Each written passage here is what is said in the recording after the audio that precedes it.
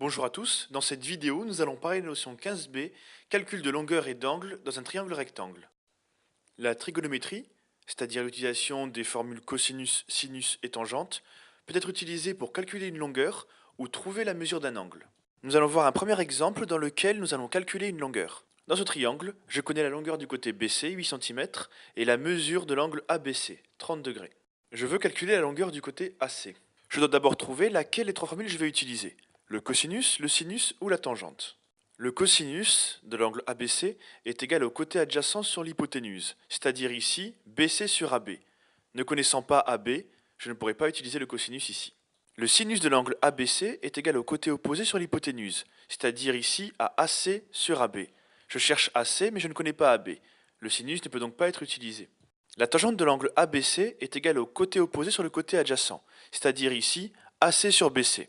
Je ne connais pas AC, c'est ce que je cherche, mais je connais BC, 8 cm. L'angle ABC mesurant 30 degrés, je sais que la tangente de 30 va être égale à AC sur 8. En utilisant le produit en croix, je peux en déduire que AC est égal à 8 fois tangente de 30. J'utilise ensuite la calculatrice qui me donne un résultat proche de 4,62, arrondi au centième.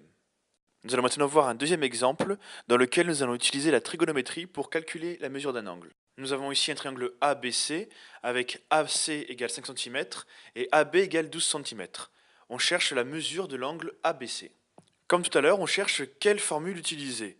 Le cosinus de ABC qui est égal à BC sur AB, le sinus de ABC qui est égal à AC sur AB, ou la tangente de ABC qui est égale à AC sur BC. Je ne connais que AC et AB.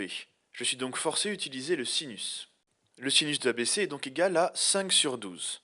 Pour trouver la mesure de l'angle, je vais utiliser désormais la fonction sinus inverse sur la calculatrice.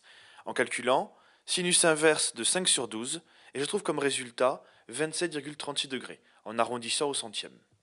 La notion 15b est maintenant terminée. Pensez à bien écrire dans votre cours, ainsi que les questions que vous aurez à me poser à la prochaine séance. Au revoir, à très bientôt. Allez, casse-toi.